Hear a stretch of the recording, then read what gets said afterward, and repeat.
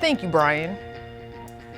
We're on your side and answering the call. The Caddo Parish Sheriff's Office has been alerting you about scams they are facing, particularly an impersonation scam.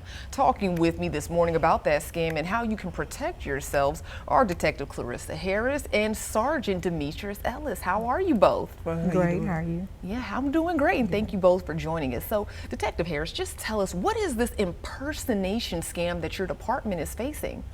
Well, basically what's happening is that people are being contacted, usually by phone, with someone saying that they're from the sheriff's office. And I mean, it's fairly easy to get the name of a real deputy offline, off our website. And basically they'll say, well, you have a warrant, or, maybe you missed jury duty or whatever, or maybe your loved one has a warrant, or, they found, a car somewhere that was rented in your name, and they found everything from cocaine to a dead body in the car.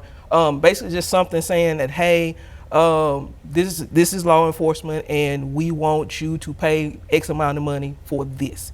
And that's kind of how it goes. And they just it's a pressure tactic to get them to pay money.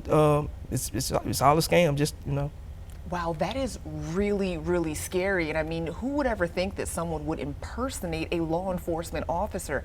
And Detective Ellis, just tell us, what are some things people should be on the lookout to know if it's a scam or not? The first thing is, as law enforcement officers, we never call and ask you for any money over the phone.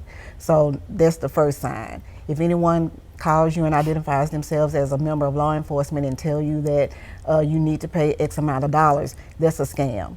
So my advice is just to hang the phone up and call your local agency. Good advice. And Detective Harris, how often is this happening with your department?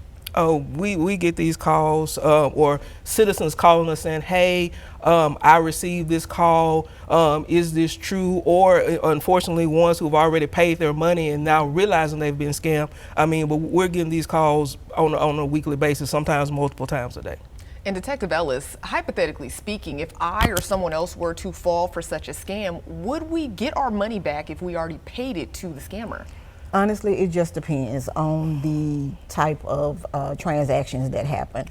Some are asking you to put that money on Visa cards, Apple Pay cards, Green Dot cards, and once that information, you scratch that information off the back of those cards, and that person on the other end gets that information, that money is gone, and there's no way that we can get you that money back.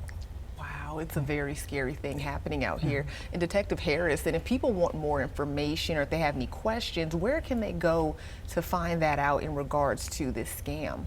Well, the Sheriff's Office has been really diligent, especially here in the last couple of weeks, since we've kind of seen an uptick of this scam coming back again. We're putting out information, just kind of basically the same thing we're doing here, just kind of getting the word out what we do. But you can always call your local agency, either the Sheriff's Office or also the Shreveport Police, because it's not just the Sheriff's Office, it's law enforcement agencies everywhere.